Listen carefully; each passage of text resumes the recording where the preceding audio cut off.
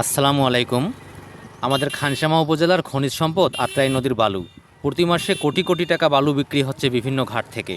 তারপরও আমাদের খানসামা উপজেলায় নেই কোনো উন্নতি। খানসামার মানুষ ঘাম দিয়ে গোসল করে। আপনারা কি আমাকে বলবেন, খানসামার মানুষ টাঙ্গাইলে ধান কাটতে যায় কেন? পরিবার রেখে ঢাকায় রিক্সা চালাতে যায় কেন? আর এই বালুবাহী ড্রাম ট্রাক সম্পর্কে কী আর বলবো।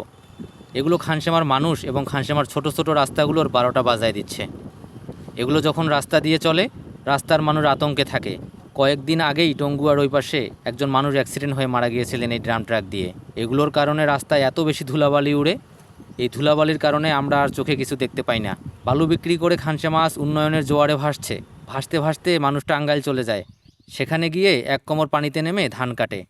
খানসামায় এত উন্নয়নের দরকার নাই। প্রাণঘাতী এই বালুবাহী ড্রাম ট্রাকগুলো এভাবেই আজীবন দাঁড়িয়ে থাক, এই দোয়াই করি।